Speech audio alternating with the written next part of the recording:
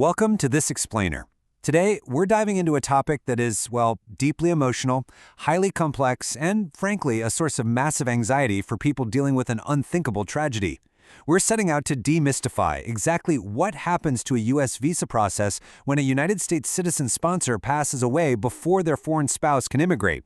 Look, when someone is grieving the loss of their partner, the absolute last thing they need is to be buried in legal confusion and fear about their future. So, we're going to break down the law, step by step, using the U.S. government's own established guidelines to show you exactly how this protective pathway works.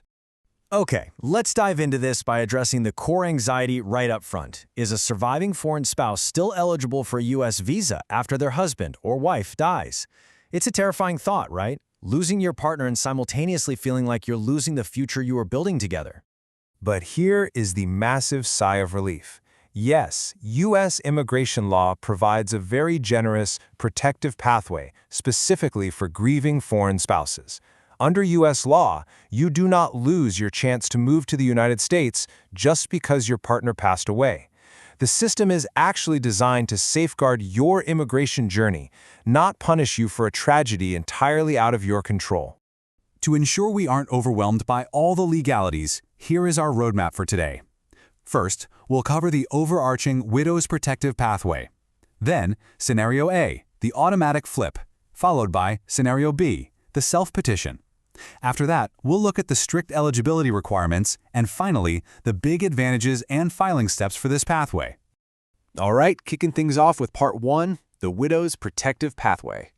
So, the most crucial thing to grasp right out of the gate is that your specific legal pathway depends entirely on whether the visa paperwork was started before your spouse passed away. But regardless of the timeline, it really helps to understand this definition. A self-petitioning widower or widower is a grieving foreign spouse who legally converts from being a sponsored spouse to acting as their own sponsor for a U.S. visa. Think about how that fundamentally changes your status. It empowers you. You are no longer reliant on a living U.S. citizen to petition for you. The government actually grants you the agency to step into their shoes and sponsor yourself. And this brilliantly illustrates the clear fork in the road we're looking at. In Scenario A, the Form I-130 was already filed before the tragedy. In Scenario B, no paperwork had been filed yet. The beauty of this protective pathway is that you are covered no matter which path you're on. You're protected regardless of exactly where you were in the immigration process. Let's zoom in on that first route, Part 2, Scenario A, the automatic flip. Let's focus on the group whose U.S. citizen spouses had already submitted a Form I-130 visa petition before passing away. It could have been pending, or maybe it was already approved. Either way, the paperwork was in the system. If that's your situation, listen to this. You do not need to start over from scratch. Look at Step 1.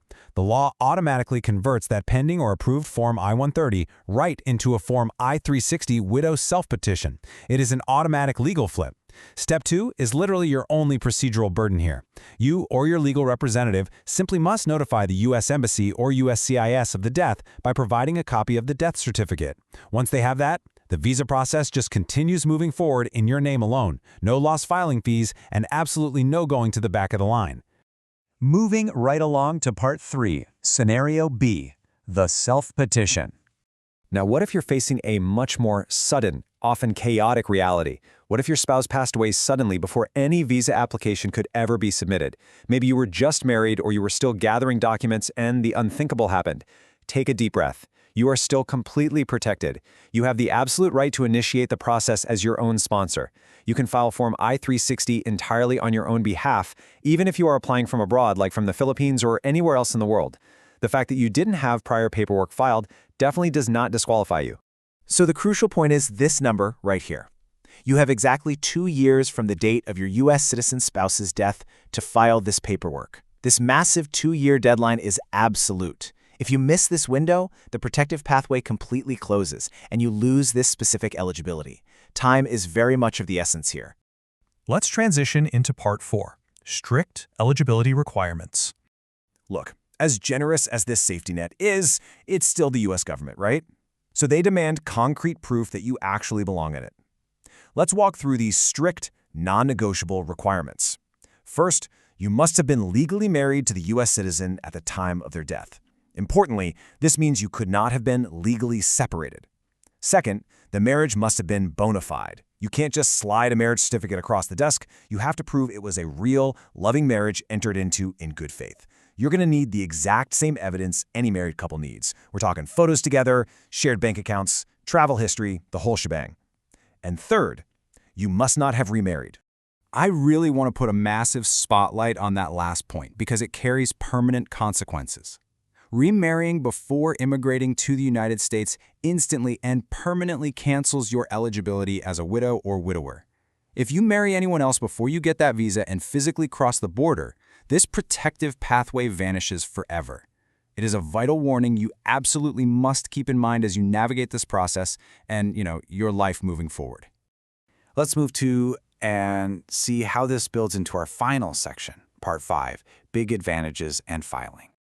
Normally, a standard family-based visa places a pretty heavy financial burden on the applicant. It requires a Form I-864 affidavit of support just to prove you won't become a public burden. But for a widow visa, no financial sponsor is needed. Because you obviously no longer have a living spouse to sign that document, the U.S. government completely waives the affidavit of support entirely.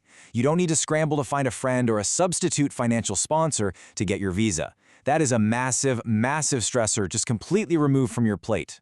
And honestly, the benefits keep rolling. Because an approved self-petitioning widow or widower is classified as an immediate relative, you face zero visa backlogs. There are no agonizing waiting lists or annual caps to worry about. Visas are immediately available.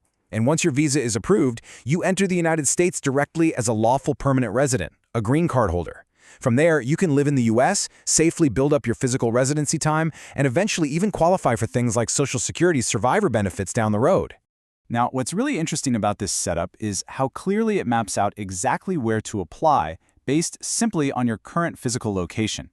If you are already living in the United States, you file your Form I-360 with USCIS, and you can typically apply for your adjustment of status concurrently, which just means you do it at the exact same time. On the flip side, if you're residing abroad, let's say in the Philippines, you file with the nearest U.S. embassy or consulate that processes immigrant visas. Our sources note that in the Philippines, this is specifically handled through the USCIS Manila field office. You literally just follow the path based on where you are standing today. We've covered a ton of ground today, right?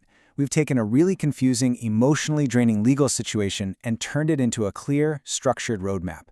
The U.S. government has cleared this protective pathway for your visa, bypassing financial sponsors and waiting lists and truly honoring the relationship you built with your late spouse.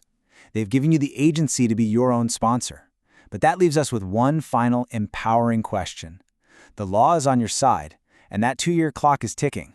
But are you ready to take these next steps on your own? Thank you so much for joining me for this explainer. Gather your paperwork and move forward with confidence.